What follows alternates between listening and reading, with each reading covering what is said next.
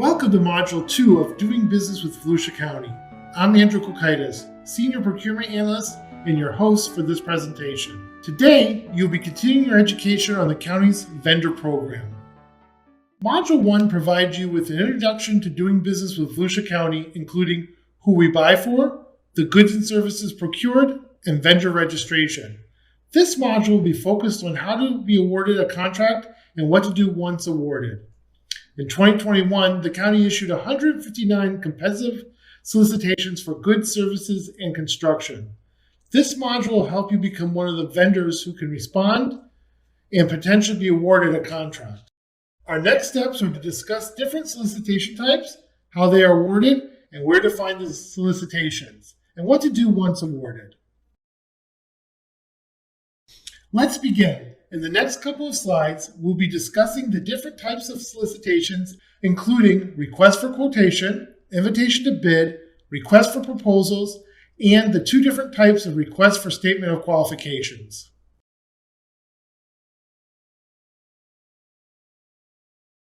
First, let's start with requests for quotations, or RFQs. The county issues requests for quotations for smaller purchases. They can be either informal or formal, depending on the complexity and dollar value of the purchase. Purchases less than $25,000 are defined as informal, and those greater than $25,000 but less than $50,000 are defined as formal. Informal RFQs are generally issued by the end user division.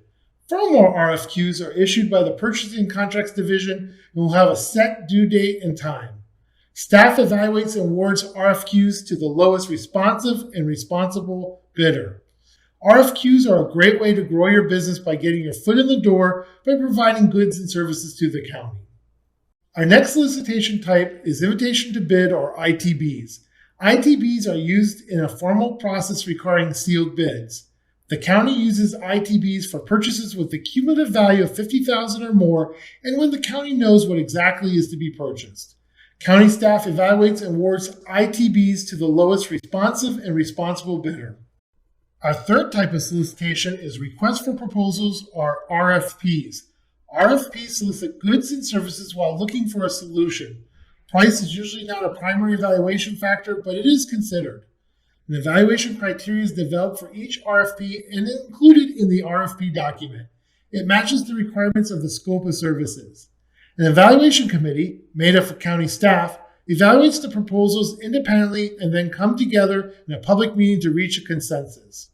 Award is to the firm that offers the best overall proposal or solution. And finally, there are two types of requests for statements of qualifications, or RSQs. RSQs solicit proposals for professional services based on qualifications.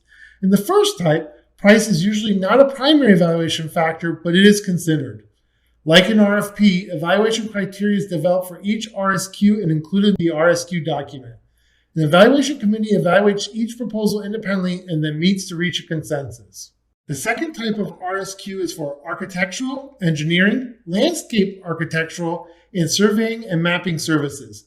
These services are procured under the Consultants Competitive Negotiation Act, or CCNA.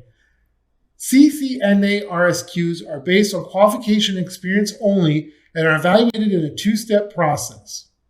Now that we have learned the different types of solicitations, let's learn about where to find the available solicitations. In March of 2021, the county transitioned to Mercell Source to Contract, our online e-procurement system. Use the link on the slide to review current release solicitations. Registering in the e-procurement system will send you notifications of newly released solicitation requests. Module 1 has instructions on how to register. If you're interested in participating in a solicitation, sign up for that solicitation and you will receive solicitation-specific emails. On the e-procurement system, you will be able to review the scope of work, get insurance requirements, submit clarification questions, and get information about the pre-bid meeting. Finally, don't forget to submit your response before the deadline. The county does not accept late submittals. The next couple slides illustrate how to respond to solicitations using the e-procurement system.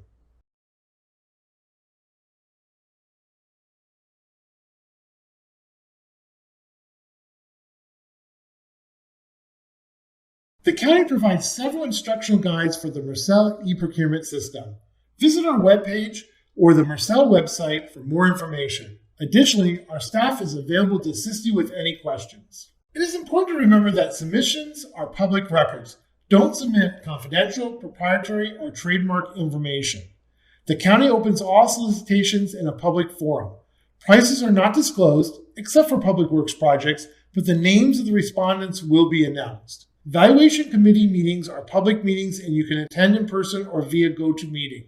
Evaluation committee meetings are announced on the e-procurement system in the message announcements section.